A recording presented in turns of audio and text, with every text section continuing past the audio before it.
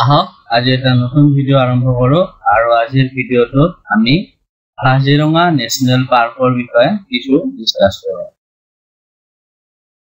খন আমাৰ নগাঁও আৰু গোলাঘাট জিলাত আছে আৰু এইখন 1974 চনত অৰ্থাৎ 1974 ইয়াৰত এস্টাবলিশ কৰা হৈছিল।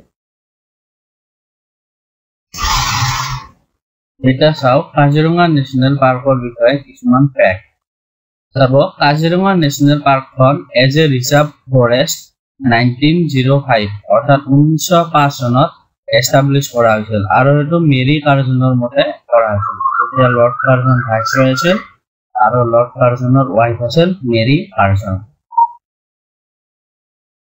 1950 চনত অৰ্থাৎ 1950 কাজিৰঙা এখন ওয়াইল্ডলাইফ সেঞ্চুৰী হিচাপে ডিক্লেয়াৰ কৰা হয়। তাৰ পিছত 11 ফেব্ৰুৱাৰী 1974 কাজিৰঙা এখন নেশ্যনেল পাৰ্ক হিচাপে ঘোষণা কৰা হয় আৰু ইয়াৰ টোটেল এৰিয়া আছিল তেতিয়া 430 বৰ্গ কিলোমিটাৰ।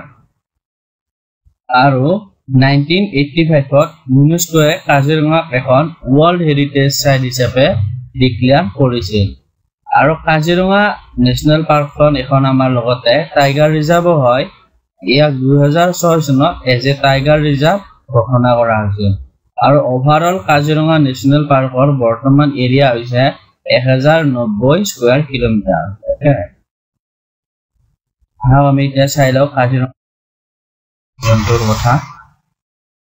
কাজিৰঙা নেশ্যনেল পাৰ্কত এশিঙীয়া গড় অৰ্থাৎ ওয়ান হৰ্ন ৰাইনোচৰাছ পোৱা যায় আৰু পৃথিৱীৰ যিমান মানে ওয়ান হৰ্ন ৰাইনোচৰাছ আছে তাৰে 1/3 পপুলেশনটো কাজিৰঙাতেই পোৱা যায়।